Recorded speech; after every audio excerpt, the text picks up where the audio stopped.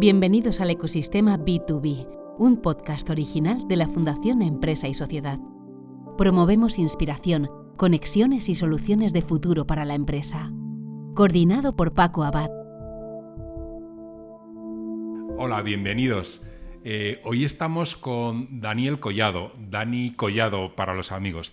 Dani es cofundador y director de operaciones de Ocam, una agencia digital creada en 2015, de éxito en estos momentos, que nos va a contar él muy bien y en directo qué es. Ha trabajado como realizador, como diseñador multimedia, como director de marketing y de I+D, ha fundado su propia empresa, ha trabajado en España y ha trabajado en Asia. Hoy es profesor de la Universidad Rey Juan Carlos, donde me ha dicho un pajarito que fue premio especial fin de carrera a la excelencia académica, número 1 de promoción, o sea que casi nada, ¿no? Esto rompe un poquito los esquemas de quien piensa que un emprendedor es casi cualquier cosa que está debajo de un puente, casi con una tableta, ¿no? Simultáneamente ha acompañado a personas con discapacidad psíquica, en Aspandi principalmente, donde ha desarrollado labores de voluntariado. También ha sido bailarín, no sé si es parte de la historia oscura, y normalmente entrevista, y hoy pasa a ser entrevistado.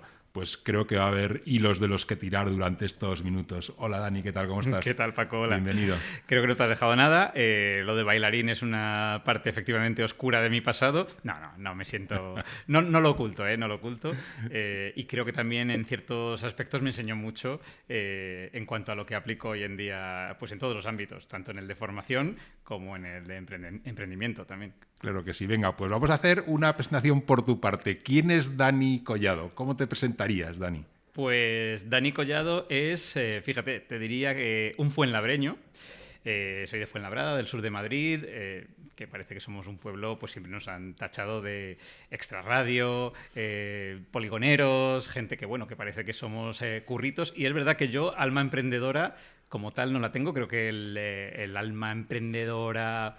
digamos, en la mente financiera y demás, es algo que está más incorporado en mi socio, Daniel García, pero sí que he tenido mucha pasión siempre por los audiovisuales, por la formación, soy hijo de maestros, creo que es algo vocacional también, y bueno, sí que me he dado cuenta con los años de que aquello que yo pensé que era la semilla del emprendimiento, que yo pensé que me surgió en el 2015, lo venía arrastrando de mucho antes, ¿no? Y encima dices que no tienes alma emprendedora, ¿cómo que no? Claro, lo que pasa es que luego hay ciertas cuestiones empresariales que se me hacen pesadas, ¿no? Pero sí me gusta mucho el lado creativo, el lado de cultura de empresa. Y creo que la llama que surgió en mí un poco fue... Bueno, yo viajé, como tú bien has dicho, estuve 2 años trabajando en Filipinas.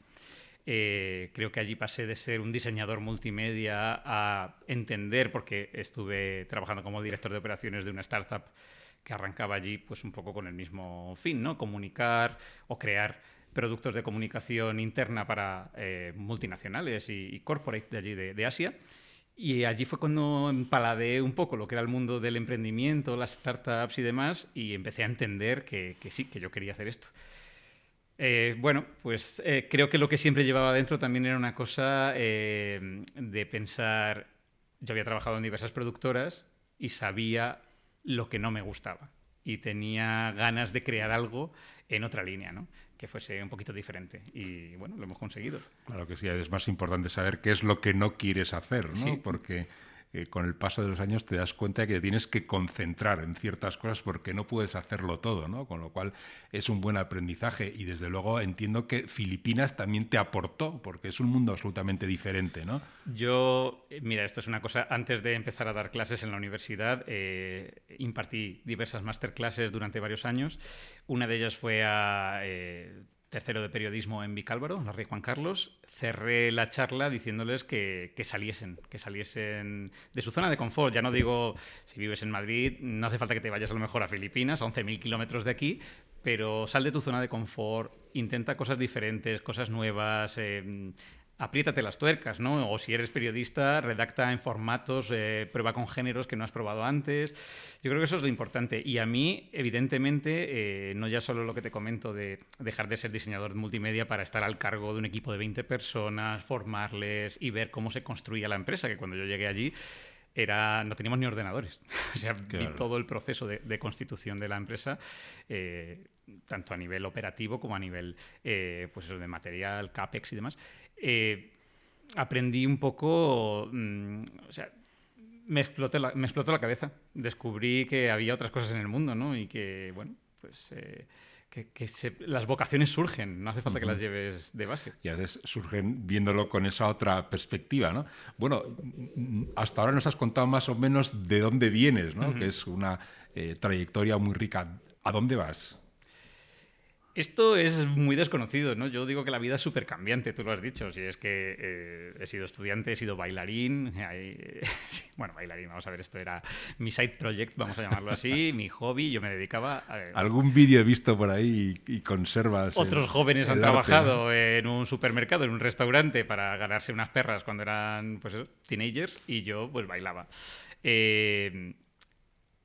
Y cuando montamos Ocam, Ocam al principio se llamaba Ocam Comunicación, y precisamente por la trayectoria que yo traía era una empresa, era una productora audiovisual. Creábamos contenidos audiovisuales, vídeo corporativo, intentábamos romper un poco con esa esencia del vídeo corporativo al uso.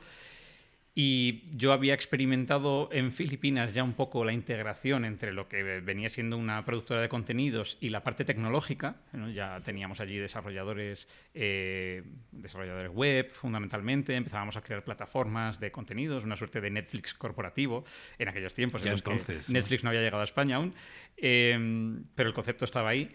Y entonces tuve la suerte de conocer a mi socio, Dani García, que nos conocimos. Ocam, como toda buena empresa reputada, arrancó en un coworking. Éramos dos gatos allí en un coworking, pues repleto de emprendedores, emprendedoras, con sueños, ¿no? Y además creo que fue un entorno colaborativo muy interesante, porque allí empezamos a cruzarnos proyectos y demás.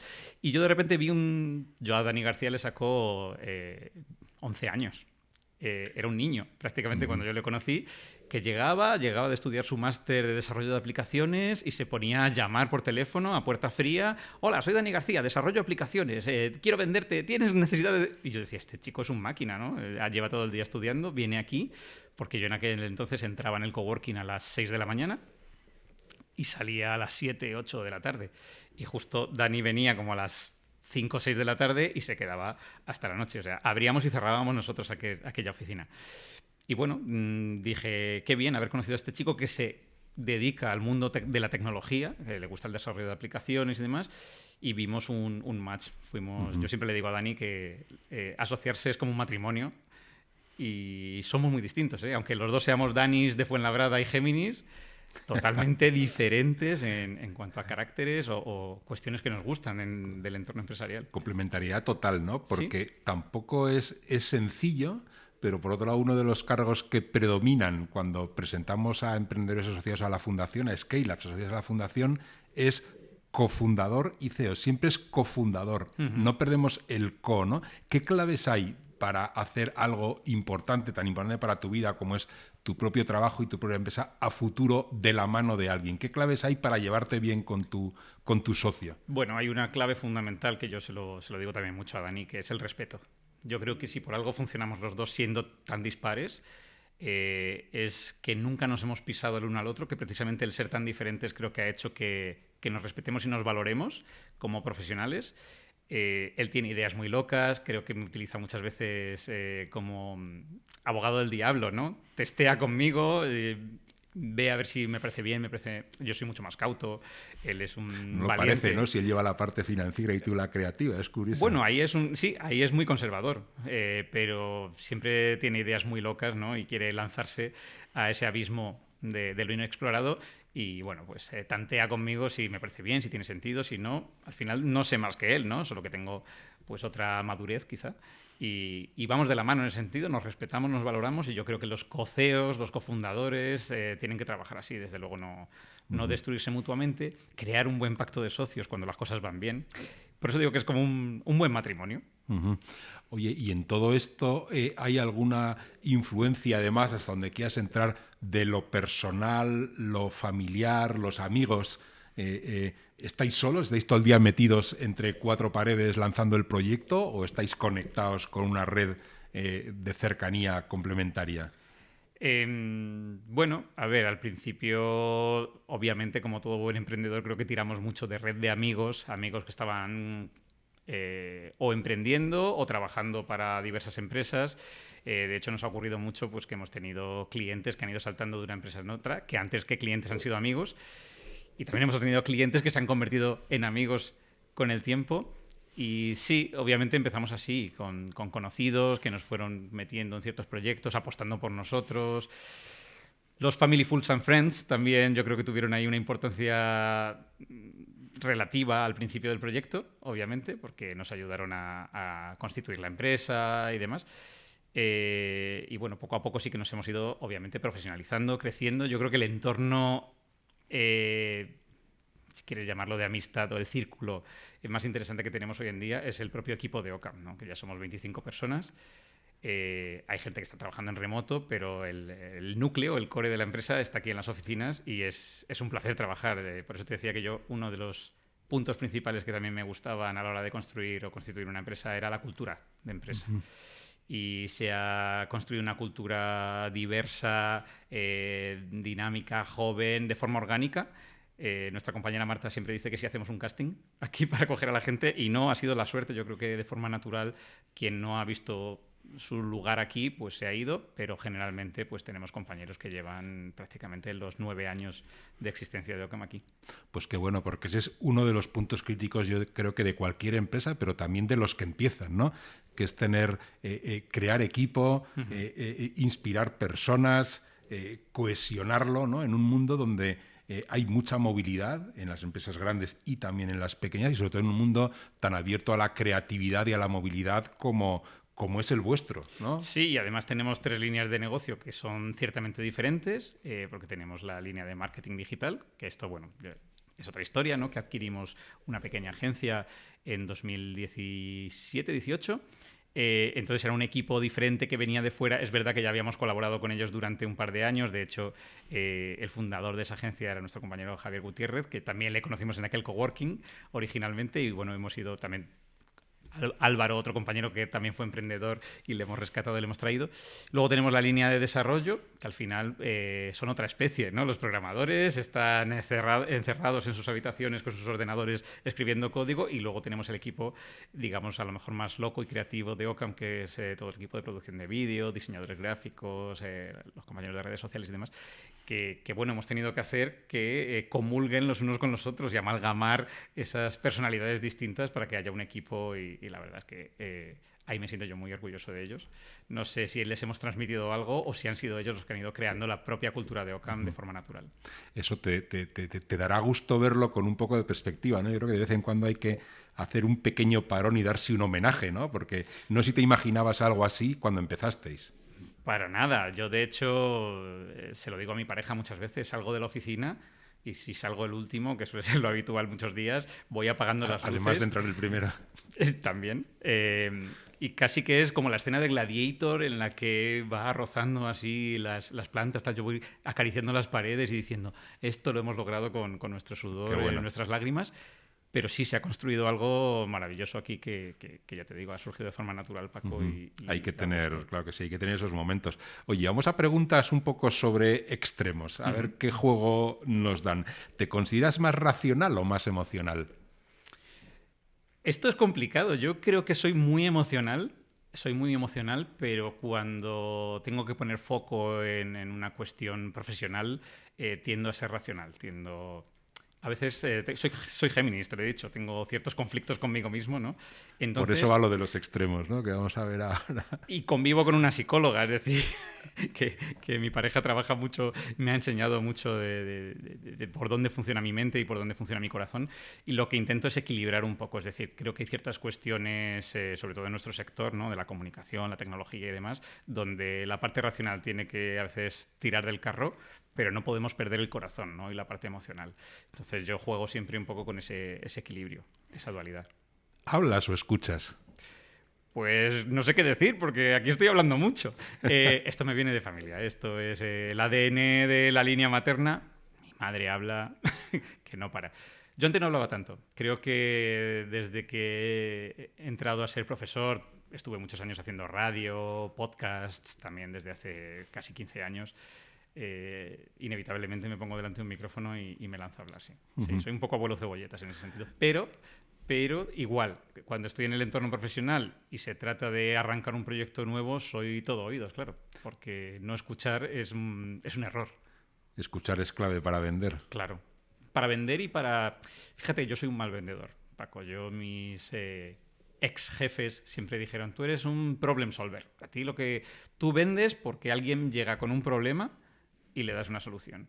Pero yo soy incapaz de vender pues a puerta fría. Lo que te digo que hacía mi socio de, hola, soy Daniel. Se me da fatal, soy muy tímido en el fondo, me cuesta mucho. Entonces, soy más de escuchar el problema y darle vueltas para ofrecer una solución. Y en ese contexto, ¿puedes decir que vendes o que te compran? Me compran, pero me compran cuando ya he demostrado un poco esa posible solución, ¿no? Ya te digo, sí, me cuesta mucho vender proactivamente. Creo que hay muchas formas de vender, ¿no? Claro. Lo que pasa es que ciertamente crearse oportunidades también es importante, ¿no? Entonces no puedes depender siempre de que lleguen a ti.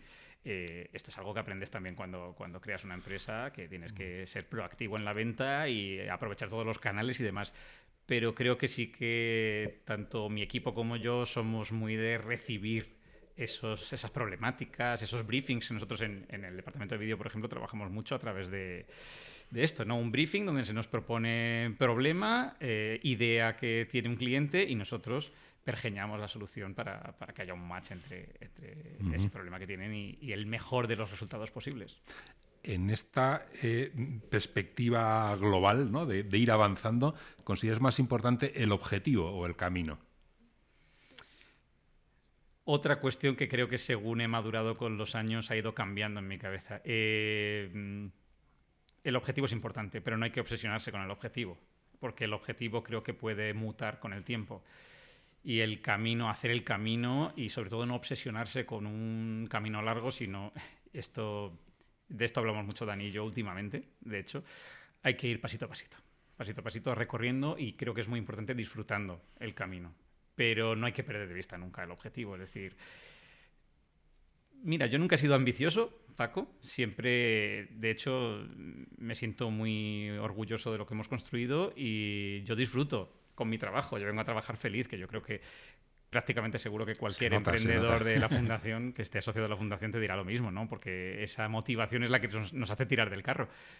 Pero a veces pierdes el objetivo y yo creo que hay que tenerlo muy claro, en el punto de mira siempre. Pero disfrutar del camino, porque si no, esto a veces es divertido y a veces es una tortura también. Y en un mundo tan abierto como este de la comunicación, el marketing, la tecnología, tienes que mantenerte al día absolutamente, ¿no? ¿Estudias o trabajas, como se decía en mi época en las discotecas, ¿no? Trabajo mucho y estudio mucho. El otro día estaba hablando con unos amigos y decíamos, pues también emprendedores y demás, y nos estábamos preguntando cuánto dedicas al día, ¿no? Y prácticamente todos teníamos de media al menos 1 hora al día fuera del horario de trabajo en la cual estábamos o leyendo un libro sobre nuestro sector o escuchando un podcast o estudiando directamente. Así que yo soy muy de estudiar porque esto también es una cuestión que hablábamos Dani y yo desde el inicio de Ocam, precisamente porque es un sector cambiante. Y fíjate, en estos 9 años la velocidad a la que avanza esta bola de nieve, que cada vez se hace más gorda, es tremenda. Pero nosotros teníamos el miedo desde el día 1 de quedarnos obsoletos. Porque yo venía de lugares, bueno, el sector audiovisual ha sido muy tradicional, hay cosas que no han cambiado mucho, pero el modo en que se generan contenidos, el modo en que se consumen contenidos, las audiencias de esos contenidos cambian todos los días. Y en la parte de marketing y en la parte tecnológica, pues tenemos que estar al día. Nosotros, cuestiones como, por ejemplo, soluciones blockchain, nos lanzamos en 2017, nos fuimos a montar un punto de venta en Miami, descubrimos en principio el mundo cripto, ¿no? Al principio la minería y de ahí dijimos lo interesante es la tecnología y comenzamos a desarrollar soluciones blockchain que no tocaba a nadie y menos una pyme hace 6-7 años.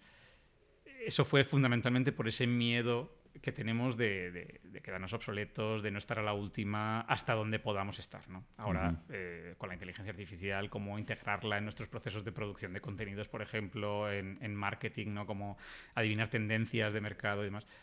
Tenemos que estar a la última, porque si no... Claro. A la última, para todo eso, volcarlo en Ocam. Preséntanos Ocam en 3 pinceladas.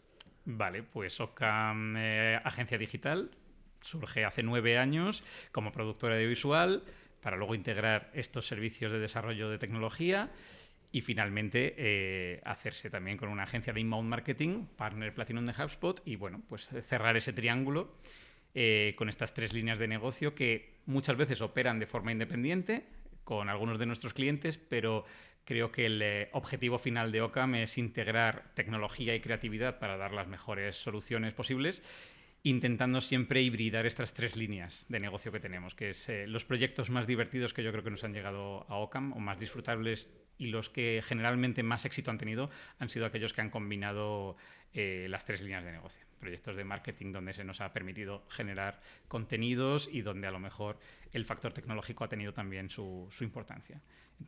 Al final queremos eso, queremos crear soluciones creativas e innovadoras. En un ámbito absolutamente abierto como es la comunicación, el marketing, un público muy cambiante y una tecnología muy cambiante, ¿no? Totalmente. Nosotros partimos, y de hecho está puesto allí en la zona de operaciones, como digo yo, en el despacho grande de la oficina, un cartelón que es nuestra máxima, que es lo que no se comunica no existe. Pero fíjate, como dices tú, las audiencias cambian, las metodologías cambian, el modo en que se consume el contenido, el tipo de contenido, los géneros, los formatos, todo cambia. Entonces hay que ver cómo se comunica para que puedas existir. Y esto es una carrera de fondo. Hay que estar atento todos los días y tener mucho pulmón y mucho espíritu, ¿no? Vamos a la parte relacionada con la venta, ¿no? Que es que tú no te dedicas directamente, pero no estaríais aquí si no vendierais. La venta es fundamental y no solo para vosotros, sino es lo que ofrecéis a vuestros clientes, ¿no? Claro. ¿Qué pinceladas nos darías sobre cómo afrontáis la venta y qué recomendáis para la venta? Hay distintas metodologías, tecnologías, enfoque, el inbound, el outbound. Efectivamente. Yo creo que para nosotros fue un punto de inflexión el momento en el que no solo adquirimos esta agencia, que era Envisage & Grow, y la integramos dentro de nuestro equipo, sino que empezamos a implementar esas metodologías inbound, de inbound marketing fundamentalmente, en Ocam.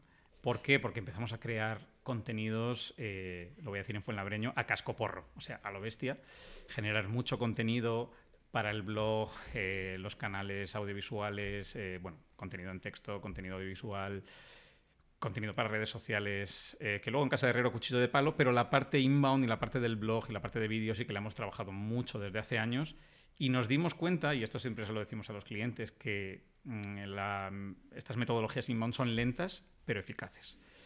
El otro día hablaba con otro cliente de cómo pues el SEM no deja de ser una máquina tragaperras si no se crean las campañas de pago con cierta estrategia, cierta cabeza. Sí que funcionan muy bien apalancadas con una metodología inbound, es decir, empujar un poco la efectividad de los contenidos, pero hay marcas, sobre todo marcas actuales de renombre, que se han dado cuenta que han sido esas estrategias de generación de contenidos a medio, largo plazo las que les han creado, pues no solo les han permitido captar leads, sino que han mejorado su reputación de marca, le han dado esencia y espíritu a la marca, ¿no? Pero claro, es una estrategia de largo recorrido, eso está claro. Y hoy en día, tú lo sabes, Paco, yo creo que todo el mundo necesita soluciones y resultados ya, o para antes de ayer, con lo cual, tenemos que hacer un mix. Yo creo que al final el hibridar distintas soluciones de marketing es necesario. De hecho, nosotros el año pasado, digamos, uno de los hitos también importantes de Ocam es que creamos un departamento de ventas per se, que no lo habíamos tenido antes porque confiábamos primero fue el boca a boca, luego fueron las metodologías inbound, pero si quieres seguir creciendo y escalando, al final también necesitas esa parte, digamos, de venta proactiva, de búsqueda por LinkedIn, encontrar los leads potenciales.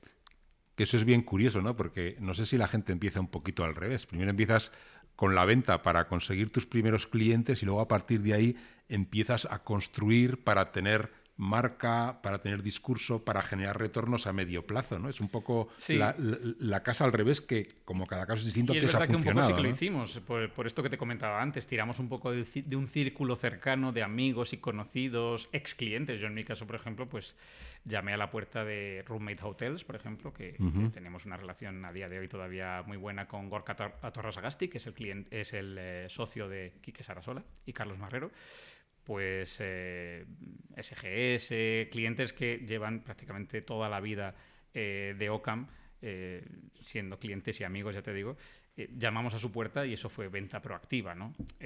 No sabíamos los ciclos de venta cuánto iban a durar, algunos comenzaron a trabajar con nosotros pues por la buena experiencia que habían tenido personalmente conmigo, algunos cuando yo había sido project manager de sus proyectos, pues confiaron y yo se lo agradezco hoy mucho que nos abriesen las puertas de Ocam desde el día 1. Otros tardaron a lo mejor 5, 6, 7 meses en arrancar, pero ahí están. Quiero decir, se han quedado porque están contentos.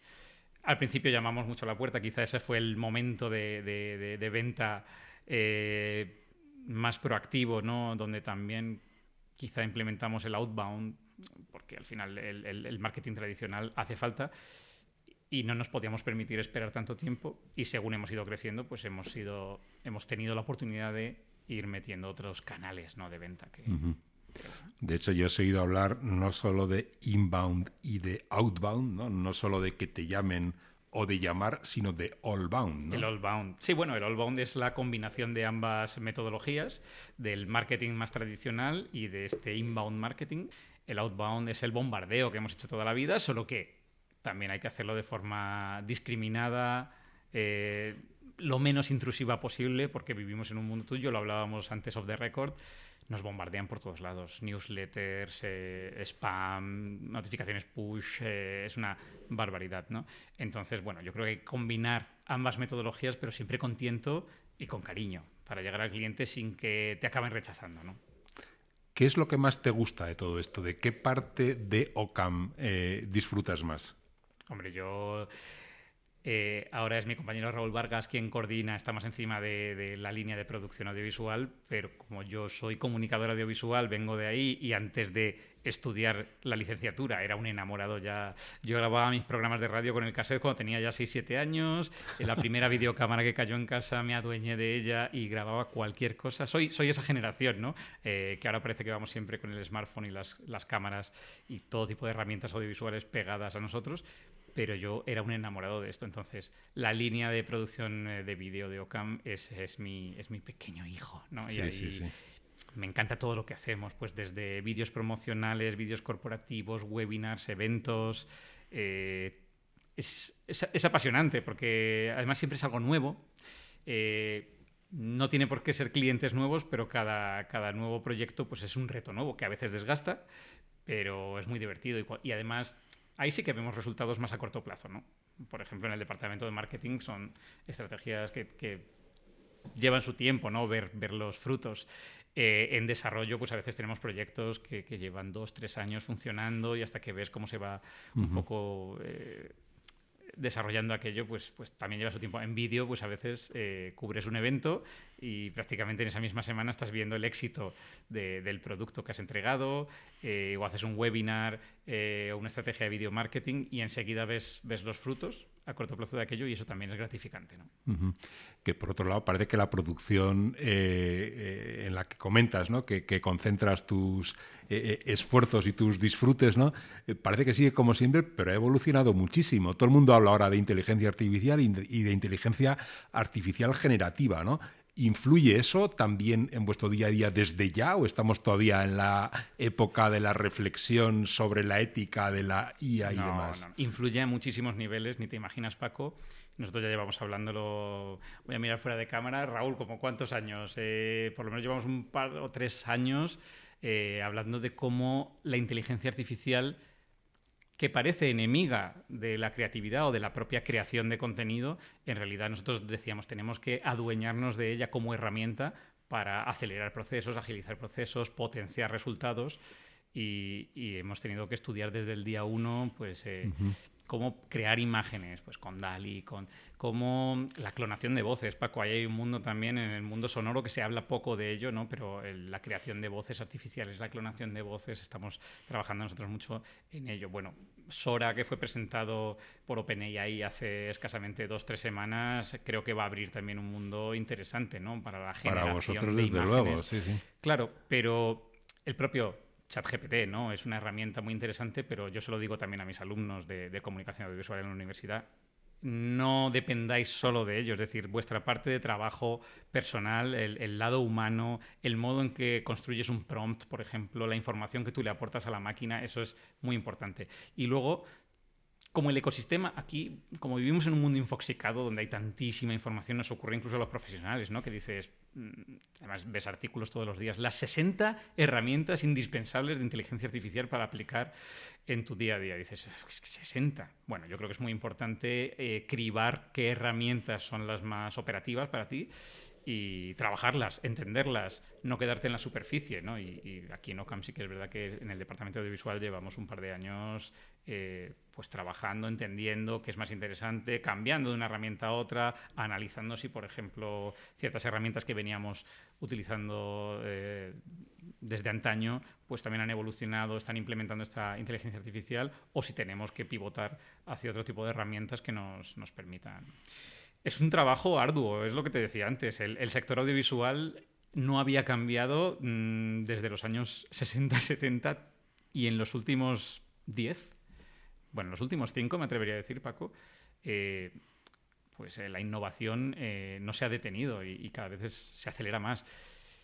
Y quizá es un poco enemiga de los profesionales del audiovisual en el sentido de que hay muchas empresas que también han dejado de acudir a nosotros porque podían generar recursos y contenidos de motu propio, con sus propios medios y demás. Pero yo creo que al final todo va a encontrar un cierto equilibrio. Es decir, esa capacidad que tienen los profesionales de conceptualizar, de pensar, de hacer el mejor uso posible de las herramientas de inteligencia artificial también marca la diferencia entre el contenido que pueda crear pues un, digamos, usuario al uso y el que pueda crear, por ejemplo, una agencia. ¿Dirías que ha sido enemiga vuestra o amiga vuestra? Yo creo que se nos ha implantado el miedo a la inteligencia artificial generativa, en nuestro caso concretamente, y se nos ha dicho vais a perder vuestros puestos de empleo, ya no vais a ser necesarios. No ha sido así en vuestra plantilla. Y por eso nosotros lo que dijimos desde el primer día es vamos a entender bien cómo funciona esta tecnología, qué herramientas hay en el mercado, cuáles son las más interesantes para nosotros y vamos a domarlas y a dominarlas para ver cómo podemos mejorar nuestros procesos. Eso os hace trabajar mejor. Sí, ¿no? Sí, desde luego hay, pues mira, procesos vinculados al entorno audiovisual relacionados con la traducción, con la subtitulación, por ejemplo, que eran procesos que antes llevaban mucho tiempo, ¿no?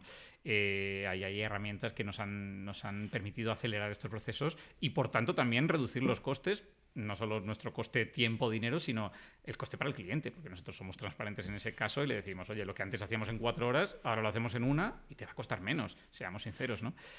La generación de voces, esto es, ya te digo, es otro universo que estamos explorando. Está por llegar, quizá. Ya ha llegado, Paco, ya ha llegado. Más lo que pasa cosas. que implica una serie de cuestiones éticas que ahí también entraremos. Toda la IA generativa en general plantea una serie de circunstancias que hay que analizar, sobre todo cuando estás creando contenido para el mercado, es decir, contenido en abierto para un cliente al que le estás repercutiendo los gastos. Otra cosa es que tú seas un particular y bueno, generes imágenes que toman información de distintas bases de datos. Que, bueno, con las voces es una cuestión muy peculiar. Hay gente por ahí que ya está clonando voces de famosos, las están usando. Yo creo que ahí nosotros si las usamos las construimos de cero, o yo mismo me he clonado mi voz para hacer algunos experimentos y demás. Pero bueno, que son herramientas que nos permiten mejorar los procesos y abaratar costes para el cliente. Eso siempre está bien. Oye, entonces en esa línea, imagínate, una empresa que es cliente objetivo tuyo, ¿no? Que se acerca diciendo, bueno, yo he estado trabajando con servicios parecidos a los vuestros, pero os he oído hablar de inteligencia artificial. ¿Cómo puedo aplicar yo, con vuestra ayuda y en parte directamente, la inteligencia artificial, por ejemplo, a mi inbound, a mi producción de vídeos? ¿Por dónde le dirías que empezara? ¿Cómo se puede dar un paso más gracias a la inteligencia artificial en vuestro ámbito? Bueno, claramente depende del caso, ¿no? Pero circunstancias como cuando se crea una estrategia de contenidos, por ejemplo, para subir a redes sociales y antes a lo mejor teníamos que idear títulos de los vídeos, descripciones, hacer un análisis de las etiquetas si esos vídeos iban a YouTube, por ejemplo, y demás. Estos procesos ahora son mucho más sencillos y mucho más ágiles gracias a ciertas herramientas de inteligencia artificial que te ayudan a generar la descripción ideal. Ahí también hay que tener en cuenta, luego ya en cuestiones relacionadas con el SEO, el posicionamiento, cómo los motores de búsqueda analizan contenido, si ha sido creado por IA o ha sido creado por humanos. Hay incluso plugins que humanizan ciertos contenidos, pero bueno, ya crear eso o analizar las etiquetas, una sugerencia de etiquetas, este tipo de procesos, lo que te decía, subtitulados de contenido, subtitular el contenido es mucho más sencillo que hace escasamente 2 años.